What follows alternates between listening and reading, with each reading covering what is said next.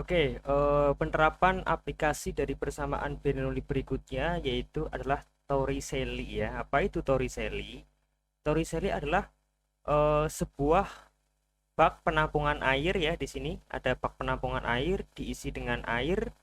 Kemudian di bagian bawah bak penampungan air itu ada lubang kebocoran, sehingga nanti air itu akan memancar dari lubang kebocoran ini keluar dan dia akan sampai di jarak tertentu. Ya, nah dalam hal ini ketika kita mau mengaplikasikan konsep Bernoulli pada Torricelli ini, kita harus meninjau titiknya dulu ya. Jadi titik yang akan saya tinjau yaitu yang pertama adalah permukaan zat cair. Ini sebagai titik yang pertama, dan titik yang kedua yang akan saya tinjau adalah lubang kebocoran ini, posisi lubang kebocoran ini. Oke, yang pertama adalah tekanan.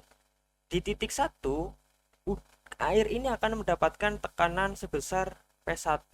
Ini adalah tekanan yang dihasilkan atau disebabkan karena adanya udara dari atmosfer. Demikian juga di titik 2, air ini akan mendapatkan tekanan dari luar yang besarnya P2. Nah, tekanan ini juga disebabkan oleh udara.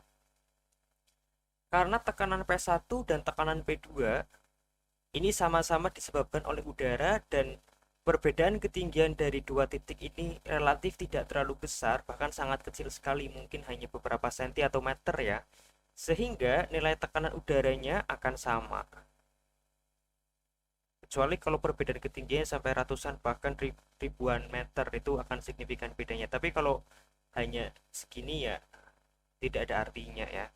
Jadi P1 dan P2 itu tekanan udara ya.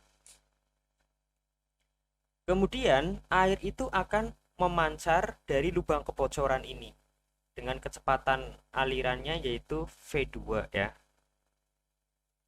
Kecepatan aliran air memancar dari lubang kebocoran ini yaitu V2 ke arah kanan ya. Jadi tidak punya komponen ke arah bawah. Ketika mula-mula keluar dari lubang kebocoran ini, kecepatannya ke arah kanan. Nah, karena di sini ada air yang bocor, artinya ada air yang mengalir keluar, maka otomatis permukaan dari wadah penampungan air ini juga akan turun ya. Permukaan ini akan turun, tetapi dalam teori Sally diasumsikan bahwa luas penampang dari wadah ini itu sangat luas. Karena luas penampangnya sangat luas, artinya jumlah zat cair yang terkandung di dalamnya juga sangat banyak.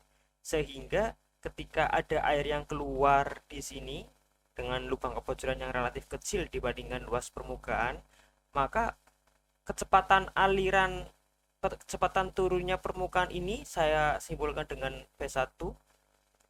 Ini nilainya sangat kecil sekali. Kecepatan permukaan air ini turun itu sangat kecil sekali, sehingga bisa dikatakan bahwa kecepatan turunnya permukaan air karena ada air yang keluar dari lubang kebocoran ini itu 0 meter per sekon, karena sangat kecilnya ya, sangat kecil sekali.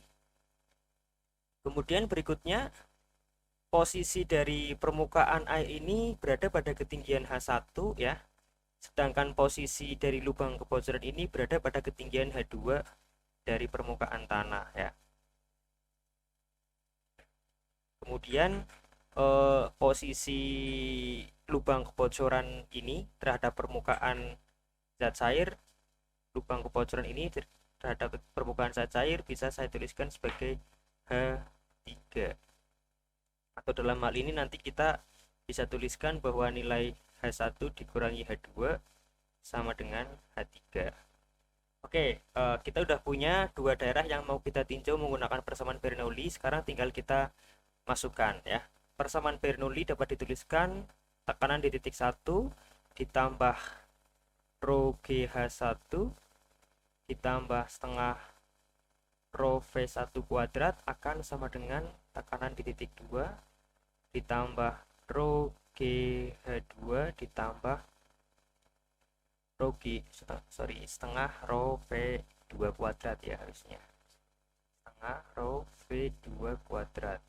Oke, nah pertama, karena nilai P1 itu sama dengan P2, maka ketika variabel ini saya satukan dalam sebuah ruas, misal P2 pindah ke sebelah kiri, maka hasil P1 dikurangi P2 nanti akan 0 karena nilainya sama ya, tekanan udaranya sama nilainya ini, sehingga tidak perlu saya tulis nanti.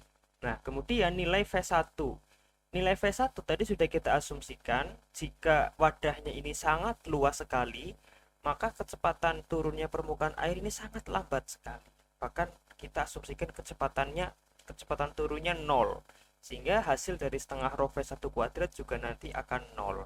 Sehingga persamaan pada ruas kiri itu tinggal menyisakan rho GH1 saja. Sedangkan di ruas kanan tadi P2-nya udah saling menghilangkan ya dengan P1, menyisakan rho GH2 ditambah setengah rho V2 kuadrat. Oke, karena yang mau kita cari adalah nilai V-nya atau kecepatan aliran ketika dia memancar dari lubang kebocoran, maka rho GH2 saya pindah ke ruas kiri menjadi rho GH1 minus rho GH2 ya. Nilainya sama dengan setengah rho V2 kuadrat. Nah, rho GH1 min rho GH2, di sini ada rho G, maka bisa saya tulis dalam bentuk lain yaitu rho G dalam kurung H1 min V2 sama dengan setengah rho V2 kuadrat. Oke. Di sebelah kiri kita lihat ada rho, di sebelah kanan ada rho, maka bisa kita saling coret ya, sehingga persamaan ini. Kemudian tambah lagi, tadi kita sudah deskripsikan juga bahwa nilai H1 min H2 bisa kita gantikan dengan H3 ya. H1 dikurangi H2 itu sama dengan H3. Sehingga persamaan ini bisa kita tuliskan GH3 sama dengan setengah P2 kuadrat. Sehingga karena kita mau mencari nilai P2-nya, P2-nya adalah 2GH3 sama dengan P2 ya. Supaya pangkat 2-nya hilang, maka di sebelah kiri ini harus saya akar kuadratkan. Nah, kita sudah menemukan cara mencari kecepatan aliran di titik kebocoran, di lubang kebocoran P2.